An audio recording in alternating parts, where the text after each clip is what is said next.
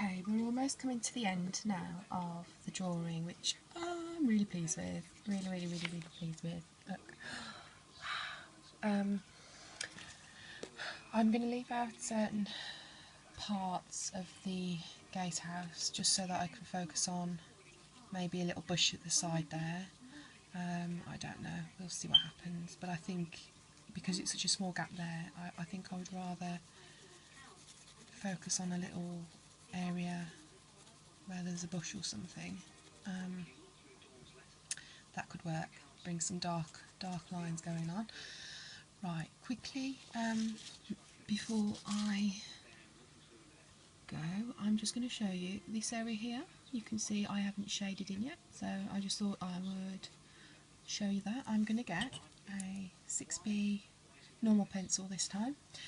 This one's quite dark actually for a 6B, and I'm just going to shade on the side. So if you, when you're shading, let me just do it on here because I don't mind drawing on there, you can turn your pencil right against the paper, so it's not like that but like that, and you can shade large areas and it will just be really smooth instead of being lines. So if you don't want the effect of lines going through your drawing, you can do it like that.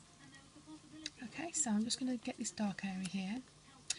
I'll probably switch to the 8B off camera because I'm holding my camera at the same time, so it's not easy to do this. So, and try and get some of these really dark areas.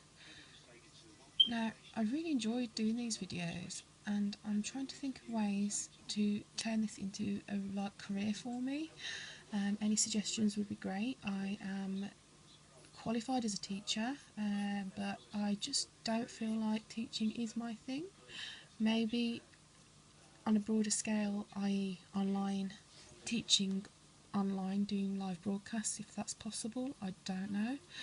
It would be really good if anyone knows anything about that sort of thing. If you could contact me, let me know about it. And I'm just getting some dark areas now.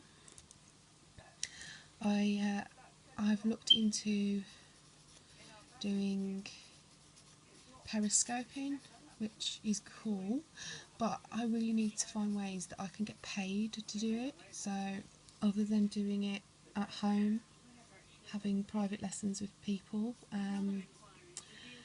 it's really tricky. I have no idea about online drawing workshops, how they work, so I'm probably going to have to research a bit into that and see how we go.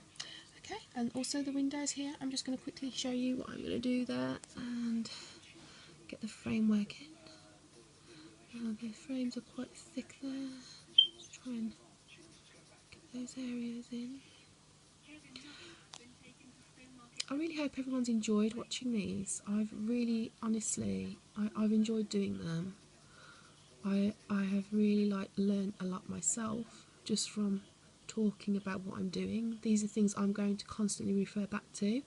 These tutorials are now not just your reference but my reference too, so I can always see how I can progress from them and constantly learn how I used to do things, because as an artist you always change, you're always learning things and you always change the way you work.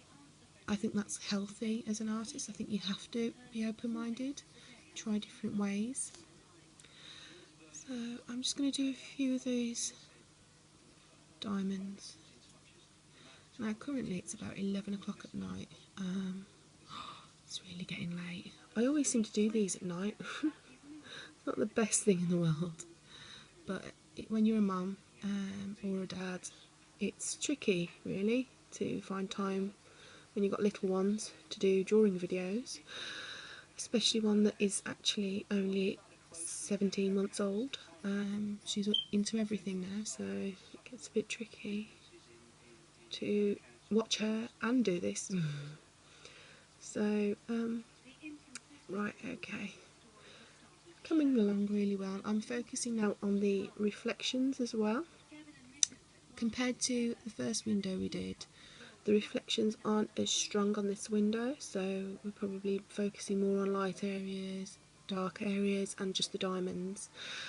And then I'm just going to try and darken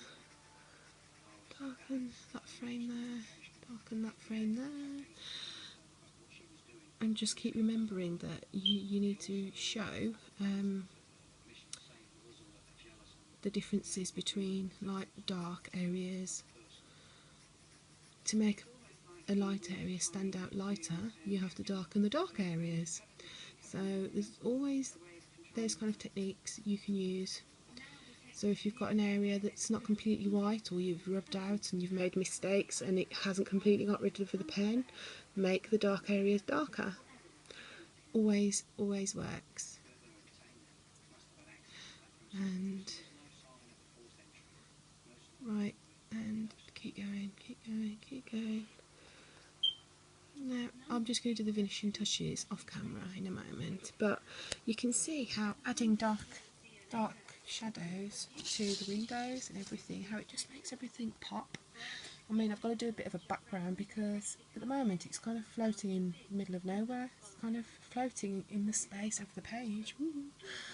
And the finishing touch will also be the masking tape removal.